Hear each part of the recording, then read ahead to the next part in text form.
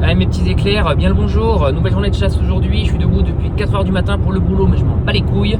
Aujourd'hui je suis accompagné du gars. Bien le bonjour tout le monde. DJ Kevin pour les intimes, on se dirige vers l'Hérault où arrive une super cellule qui a déjà posé apparemment une tornade dans les environs de Carcassonne. Effectivement. On va se faire bouillave la gueule et on aime ça. Le tornado paramètre c'est exceptionnel, élevé à 6.2 sur le secteur où nous nous rendons. Ce qui est absolument énorme. Et le tornado supercellulaire, enfin le risque supercellulaire est exceptionnel aussi, élevé à 13.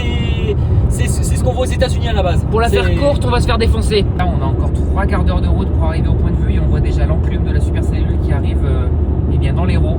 C'est une dinguerie comme c'est gigantesque. On a des bancs d'altocumulus qui se forment aux alentours du système. Là, on a des asperitas et de nombreux nuages similaires qui se forment justement aux abords des systèmes les plus instables. Regardez ça, les gars. Tous ces nuages que vous voyez en face, c'est ce qui est en train d'être aspiré depuis la mer à l'intérieur du nuage. C'est un véritable aspirateur géant. Il est en train de se renforcer à vue d'œil, ça va nous exploser à la gueule. Attends, le machin. Voilà ce qui nous attend. C'est le truc qui nous fonce dessus, il y a de masse de foudre dedans.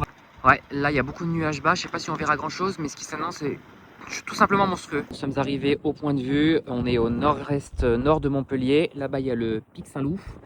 Et là-bas, il y a Béziers qui apparemment est sous une rotation de malade. On est officiellement dans l'inflow. C'est une masse d'air chaud et humide qui est aspirée en direction de l'orage, qui se trouve donc juste là. À l'horizon, là, ça commence à devenir bien menaçant. Oh! Oh! Ça impacte là-bas. Putain, ça commence à tomber à l'avant maintenant, c'est impressionnant. Putain, les gars, c'est un film porno. Ça lâche de la foudre toutes les 3-4 secondes. C'est abusé. Bon, évidemment, quand je filme, il n'y a plus rien, c'est classique. C'est une dinguerie.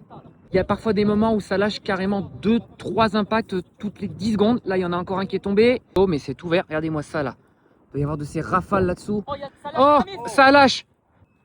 Et puis ça flash au-dessus de nous, ça pourrait bien nous tomber sur la gueule. On s'est absolument pas rendu compte à quel point ça allait vite. Mais là, ça commence vraiment à être sérieux. C'est monstrueux d'avoir ce truc qui t'arrive dessus.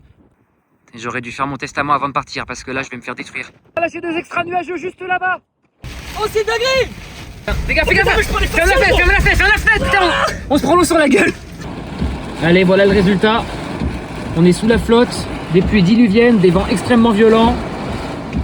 Pour l'instant, on échappe à la grêle, j'espère que ça va continuer comme ça. Ah ouais, non mais là, ça s'est transformé en torrent, quoi. C'est littéralement un simulateur de rivière, ce truc. Oh là là là là là là là là là! C'est là! Un extra nuageux! Il est tombé derrière. Il est tombé derrière, gros! Vas-y! L'ambiance, elle est absolument féerique. Oui, j'ai vu. L'ambiance, elle est juste dingue. Mathus qui sont d'un bleu mais pétillant. On a les couleurs dorées du couchant. On dirait que je regarde de la lave de loin. C'est majestueux.